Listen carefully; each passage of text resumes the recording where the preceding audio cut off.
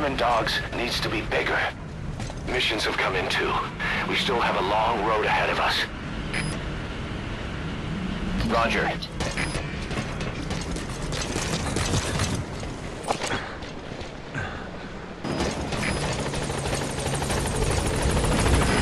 This is Pequod! On station at LZ!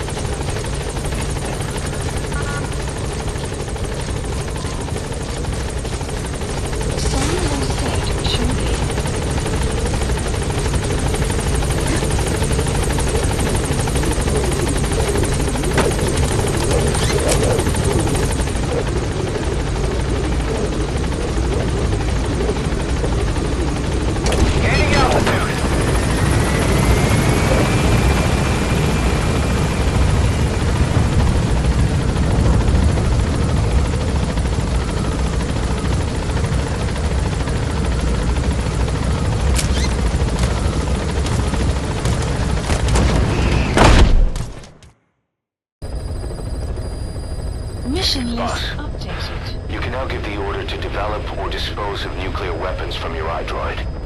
With a nuclear deterrent, even if you're discovered while infiltrating a rival PF's FOB, most PFs won't dare retaliate.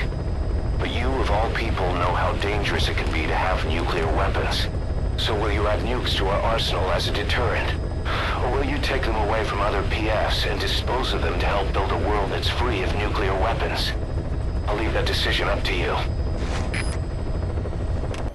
The agent that the CIA had working for them inside OKB-0 has gone missing. We've been given the job of finding and extracting him. The target learned of XOF's plans to use vocal cord parasites and had hidden himself with the CIA's Mujahideen allies. But following Skullface's death, the Soviets retook OKB-0 and all contact with the target was lost. He may have tried to go back to OKB-0, but even Langley isn't sure what's going on. After all, they've never even learned of Skullface's plan. That's probably what they want to get out of the man once he's extracted. But we can't allow Langley to learn of the existence of the vocal cord parasites. That's why I want you to bring the target out, boss. Once we have him, we can report him dead and keep him on base. All contact with Langley is being conducted through a cutout. Our reputation should remain intact. As for the reward, it's already in the hands of the cutout. All you have to do is get the job done, just like always.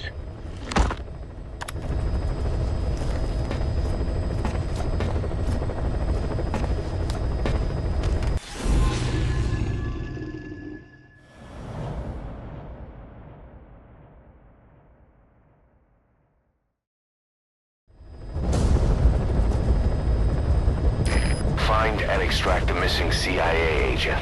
The target was laying low with the friendly Mujahideen during the vocal cord parasites incident, but may have headed back to OKB-0 after the Soviets recaptured it. Check the target's VI on your iDroid.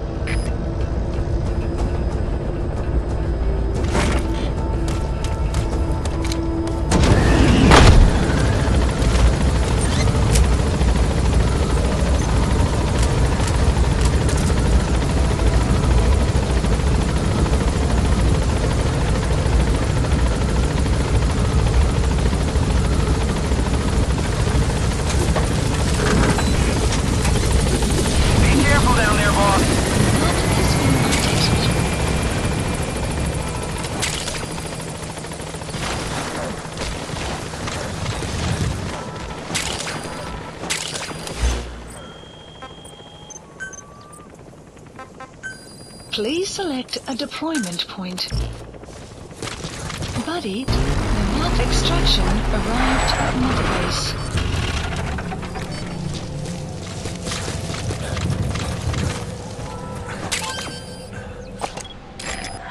Analysis complete.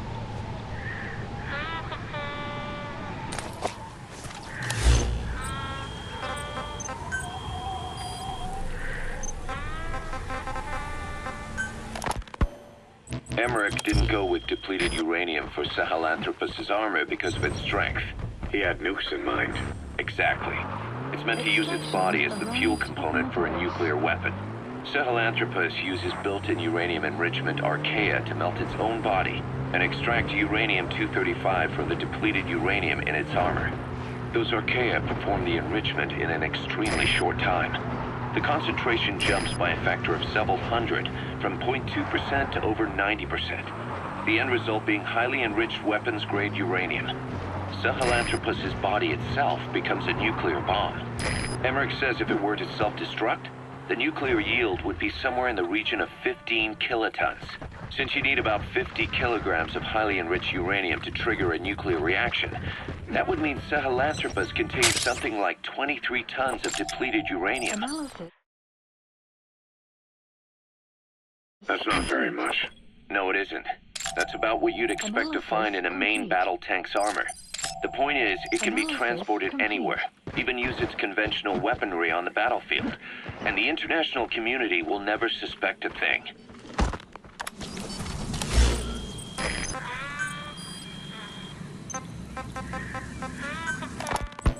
I just received word from the R&D team and the transport team out of Afghanistan. They finished installing Sahelanthropus on the base. It's ours now. All right. Don't let any of the staff touch that thing. Especially Emmerich. Of course. That guy's crush on Sahelanthropus is beyond a joke. Guess he really wants to see his tech stand on its own two legs this time. That's not gonna happen. I know it. So you've got no plans to make it operational again? Damn right. Boss, I want to hear it straight from you. Hear what? What the hell do you want with that thing? The drive is busted. It's not like it has a nuke on board. Even if the metallic archaea could turn it into a nuclear weapon, all it can do is self-destruct. Sahelanthropus just isn't a weapon anymore.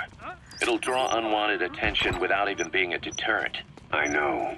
The weapon's development strut sank 2 feet under that thing's weight. That's 1 year's drop in a single night.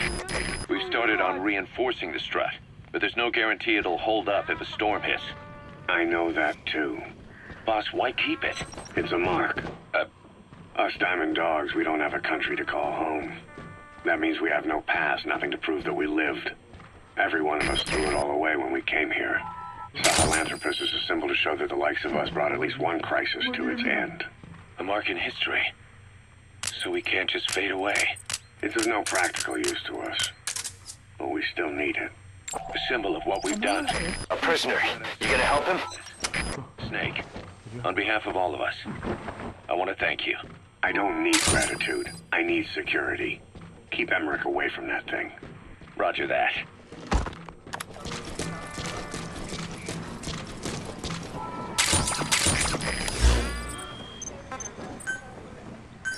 Please select a deployment point.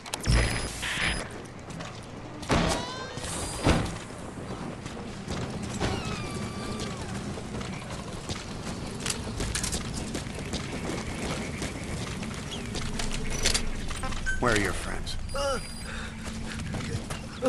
Enemy presence detected. The map has been updated. Я не хочу умирать!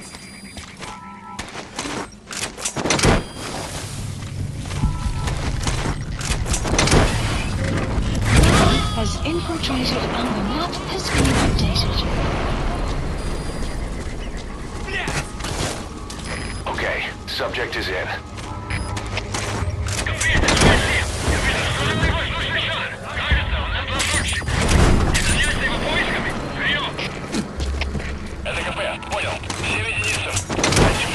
Tucker, what are the metallic archaea?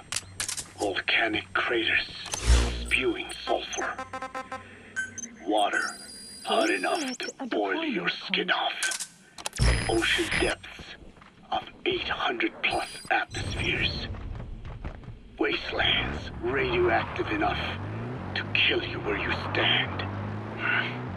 There are groups of organisms that survive despite. Extraction. No, because of living in such environments. I've heard about that. Extremo something. Extremophiles. By selecting certain species, instance of culturing and repeatedly modifying them. I created a metallic offspring of pure archaea. They subsist on metals rather than organic matter. And some of them even consume uranium? Yes. Uranium enrichment archaea metabolize only uranium-235. As a result, they produce weapons-grade enriched uranium. How is that possible? Consider how plants fractionate carbon isotopes when they conduct photosynthesis. Nature possesses abilities beyond our imagination. So it was archaea that brought down your chopper? Corrosive archaea, yes. They oxidize metals, feeding off the energy, the electrons they receive. What became of the wreckage? We had the R&D team retrieve samples for study in airtight plastic containers, of course. Prudent. We shall extract archaea from it in good time. They should help you fight back against Blagana. Any chance we could start now? It doesn't have to be a lot. I might just have another use for it. If it's only a small amount you need. That's fine. I'll get the R&D team to assist. Let's go. South Africa was previously suspected of developing nuclear weapons. It already had a conspicuous presence in the UN because of apartheid and its armed expansionism. But when neighboring Angola and Mozambique became socialist countries in '74, South Africa felt hounded into a corner. So it accelerated its nuclear program to protect itself. 3 years later, the Soviets discovered a test facility, and 2 years after that, an American satellite observed a flash in the southern Indian Ocean. It said this was South Africa conducting a nuclear test with the help of a certain ally. Skullface used the situation in South Africa to get this ally to lend a hand.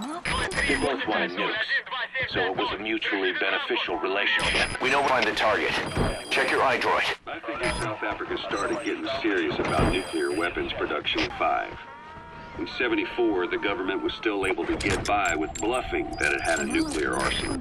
Is that him? After, Take a good look at their faces so we can ID the targets. the group in the Caribbean was crushed by Cypher for possessing a WMD. That's right, boss.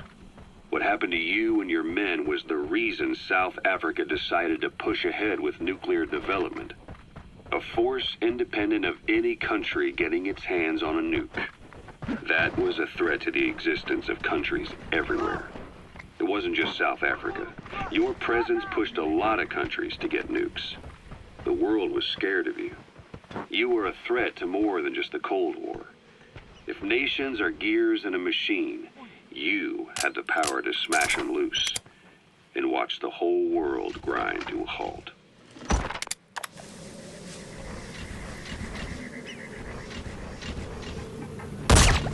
That takes care of the squad searching for the target. Now you just need to extract him.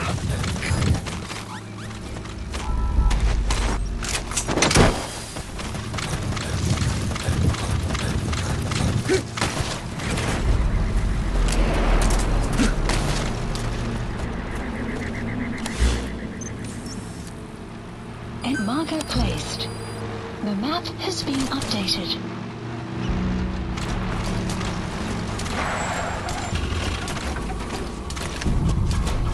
Эй! Ты в порядке? О! Как ты в порядке?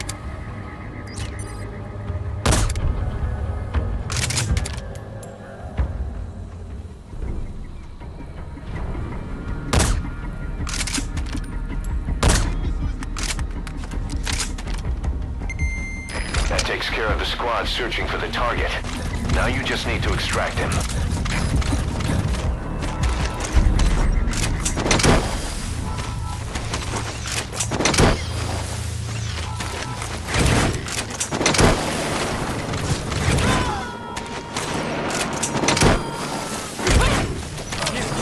That takes care of the squad searching for the target. Now you just need to extract him.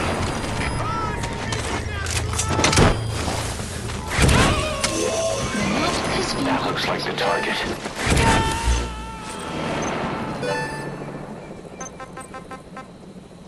He's coming too. Roger that. Select a deployment point.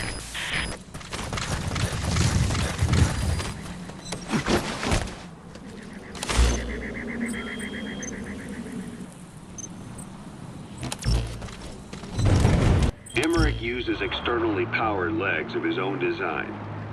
It's bionics technology, a product of the U.S. military's failed attempt to develop a powered exoskeleton. All the wearer has to do is apply a little force, and the actuators continue the movement in that direction. But his legs are unique. Instead of using a hydraulic mechanism, the actuators run off metallic archaea. That increases the actuator's reaction speed and also enables him to lock and release the joints at will. The legs are a nifty little gadget, but they have two clear weaknesses. First, they're dependent on external power, maybe because he built them knowing he couldn't leave his lab. There's no internal battery. That's why they won't work if they aren't plugged in. Second, and this is more than just a weakness, the legs are directly connected to his bones. Could be to minimize signal loss and the order's output to the legs and the drive response from them. Either way, Emmerich has used bolts to attach load-bearing parts directly to his femurs, probably by mimicking surgical treatment for compound fractures and the like. But the end result is those legs and his body are fused together. And that appears to be how he's able to move them so precisely. But that also means that any shock to the legs would be delivered right to his bones by way of those bolts. The same is true if he encounters the corrosive metallic archaea. If the corrosive archaea ate into the exposed bolts, they'd reach the endoskeleton parts and eat through them too in the blink of an eye.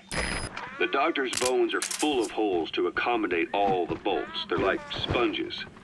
If he were to lose the reinforcing parts, even the tiniest bit of force or weight would snap his bones. So when I dangled those corrosive metallic archaea in front of him, he realized straight away what would happen. Life wouldn't be worth living if he lost those legs of his. I'd bet that is what the doctor fears the most. I just helped him imagine what it would be like.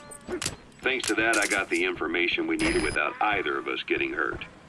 You know how he is. He's probably already over the shock.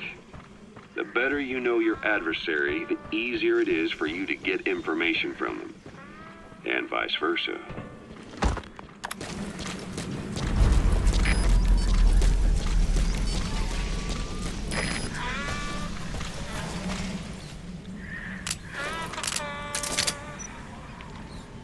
Clouds approaching.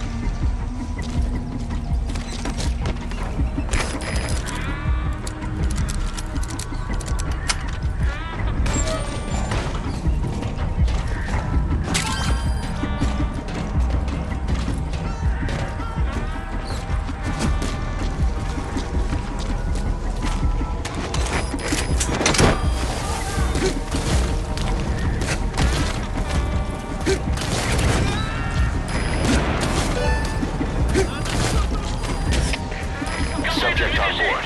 Leave the rest to us.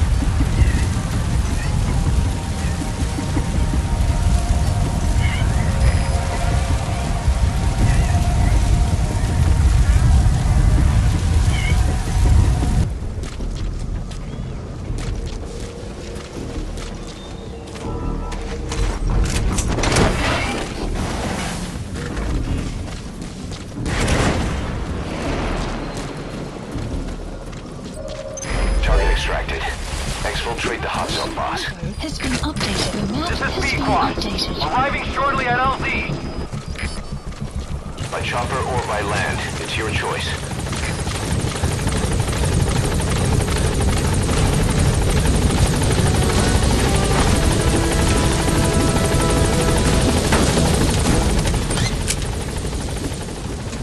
Scanning altitude.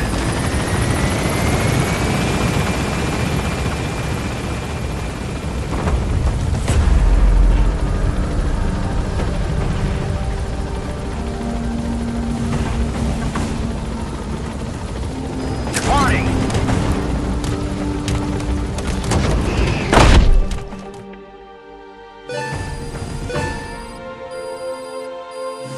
Extraction arrived at Mother Base. Mission complete, and how? They're gonna tell stories about this one, boss.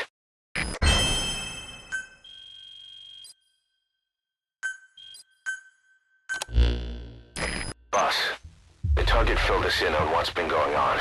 He betrayed the Soviets, passing information to Langley, but got scared after learning XOF used the vocal cord parasites. Then came feelings of guilt that his leaks sent comrades to their deaths, and fear that America might deploy such a weapon itself.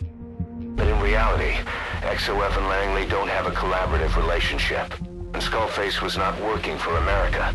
Still, I can't blame the man for being afraid. After laying low with the Mujahideen,